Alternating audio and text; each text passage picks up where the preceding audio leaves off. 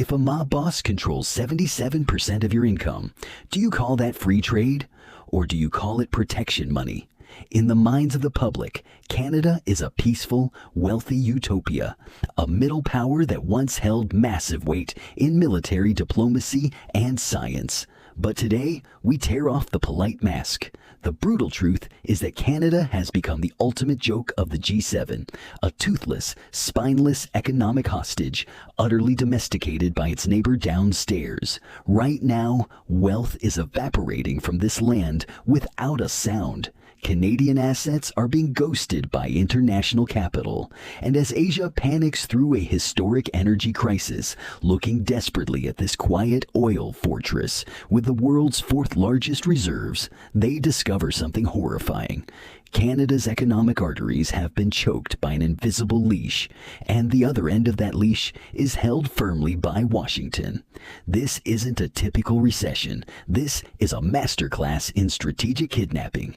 According to the rosy textbooks of Ottawa and mainstream media, the Canadian economy is a masterpiece. It's the crown jewel of the North American trading bloc, boasting free trade agreements with over half the globe. The official brochures will proudly tell you about its boundless natural riches, from Alberta's massive oil sands to endless forests and minerals, all backed by a highly educated workforce and premium social welfare. In fact, before 2020, Canada's real GDP per capita sat comfortably at 10% above the OECD average. On the evening news, politicians soothe the public with smooth, calculated charisma. We live right next door to the world's ultimate consumer market. As long as Americans keep buying, our factories keep humming, and our future is perfectly secure. It sounds like a beautiful fairy tale, leaning on the shoulders of a giant, completely shielded from the global storm. But anyone with a basic grasp of high finance knows the most lethal poisons in the market are always wrapped in the easiest money. Behind this glorious official narrative lies a hidden, systemic rot. But let's be real. Since when does the financial world hand out free lunches? If coasting by was that easy, why does a hard-working Canadian worker generate only half the productivity of an American worker today? Why do Silicon Valley venture capitalists run away like they've seen a ghost the second they cross the Canadian border? The answer is brutal. Canada is not America's honored trading partner. It is an economic vassal, effectively castrated by cheap, easy American orders. Let's expose the first dirty secret. Welcome to the era of strategic laziness. Do you want to know how bad the real numbers are? That proud G7 nation that used to beat the OECD average by 10%? It has crashed straight through the floor, now lagging below the average by 2%. In just over a decade, Canada pulled off a spectacular nosedive from the top of the class to the absolute bottom. The business logic behind this failure is hilariously simple. When a country's corporations realize they can just dig raw materials out of the ground, throw them into a box, and ship them to a non-critical, insatiable U.S. market for guaranteed profits. Who bothers to spend billions on research and development? Who takes the risk to innovate? As a result, for every dollar of new capital investment a Canadian worker receives, their American counterpart is getting double the technological firepower. Canada's investment in machinery and equipment relative to GDP has been slashed in half over the past 20 years. Even in intellectual property, the literal currency of the future, Canada ranks dead last in the G7. Capitalists and politicians shook hands on a silent, greedy pact.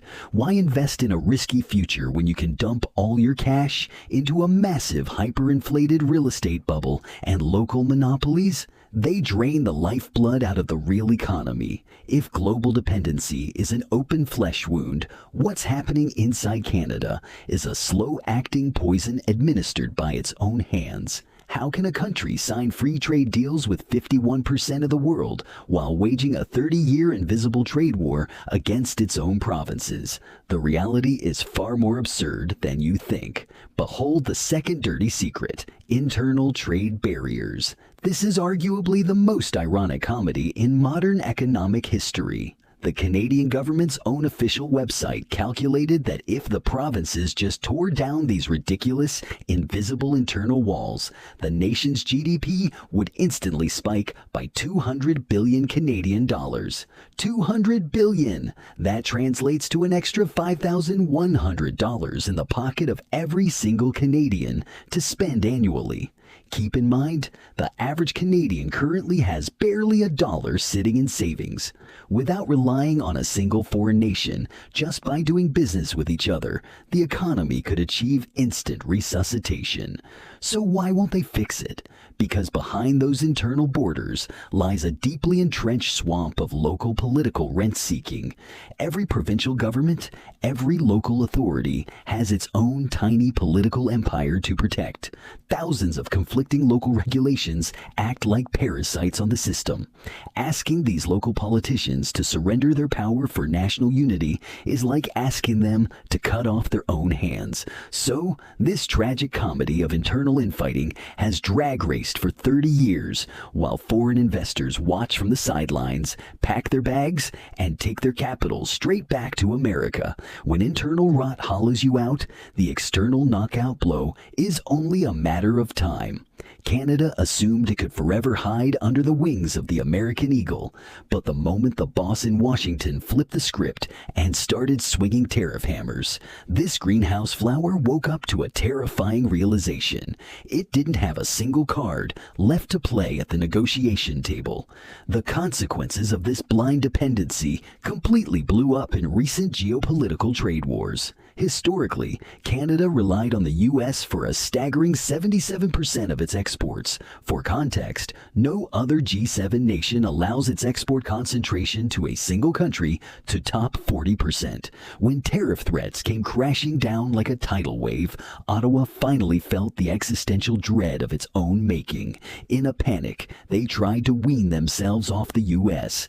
After painful struggles, they managed to push the export ratio down to 67%, a multi-year low. Sounds like a victory, right? Wrong. It's still a suicidal gamble, leaving the fate of an entire nation in a single American basket, because inside that 67%, the absolute pillar holding up the entire country is Canada's crown jewel, oil. Canada sits on a gold mine of oil sands. In their worst fiscal years, oil royalties alone pumped $17 billion into the government, more than personal income tax and corporate tax combined. Oil is the literal oxygen tank keeping Canada's economy breathing. Yet, the bureaucrats in Ottawa, while happily chugging the tax revenues generated by Alberta's oil, decided to play a game of political schizophrenia.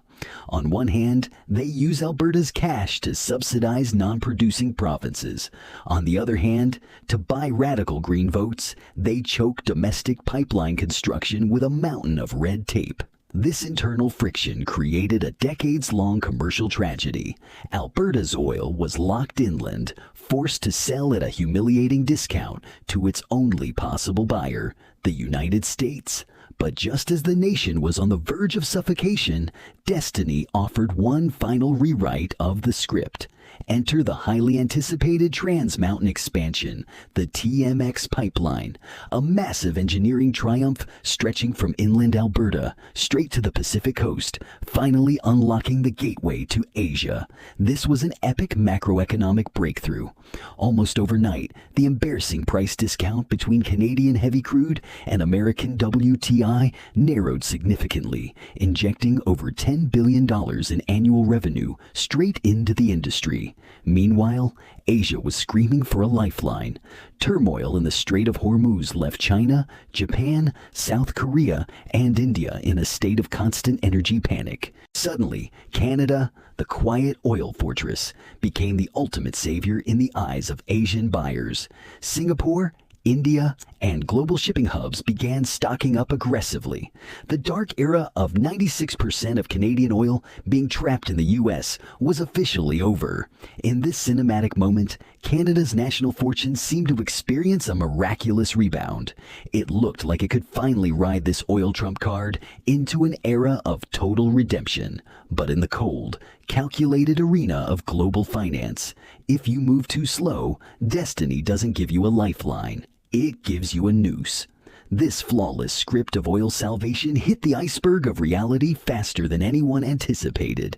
And this isn't just a distant corporate crisis. Right now, it is morphing into a crushing cost of living nightmare for everyday citizens. Let's do some brutal math. First, consider the physical ceiling of logistics. Canada needs to export roughly 4.6 million barrels of oil a day through pipelines. The absolute maximum capacity of all its pipelines combined, 4.85 million. That leaves a pathetic margin of just 250,000 barrels. When Asian clients knock on the door with billions in cash, Canada can only wave from afar and say, "We have the supply, but our pipes are too thin to deliver it." To make matters worse, the moment Alberta tries to expand, local First Nations regulations and interprovincial environmental wars throw up a no-thoroughfare sign, dragging every project into a 10-year legal swamp. Second, look at Asia's cold-blooded pragmatism. Canadian oil is as thick as peanut butter. Processing it requires highly specialized, incredibly expensive refining configurations. The vast majority of that specialized refining capacity sits in the U.S. Gulf Coast. For Asian refineries to upgrade their facilities just to digest Canadian heavy crude requires billions in capital and years of construction. And on the geopolitical chessboard, Canada is far from the only player. Russia, desperate to bypass sanctions, is dumping its cheap, easy-to-refine light crude into India and China at historic cutthroat discounts. In the face of pure profit, Asia has no loyalty, only price. But the ultimate lethal blow is the clock. International energy forecasts show that global oil demand will hit a permanent plateau by 2030, followed by an irreversible decline. Canada's biggest potential buyers are scaling up EVs and solar power at rocket speed. 30 years of strategic laziness caused Canada to miss the golden window for infrastructure.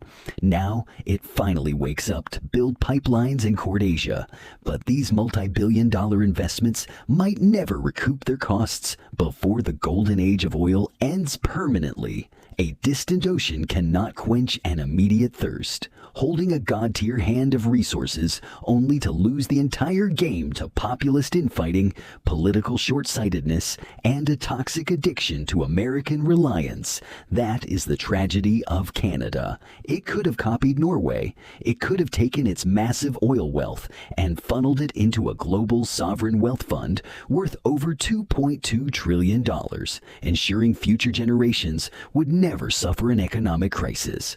But it didn't.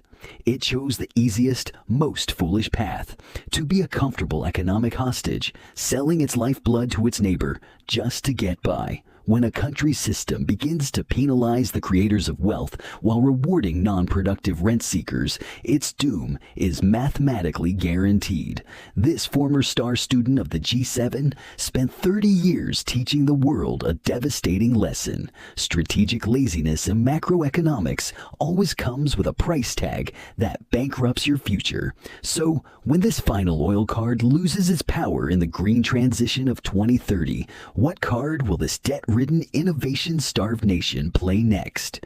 Will it continue to blow into its hyperinflated housing bubble, or will it slide into an even deeper abyss?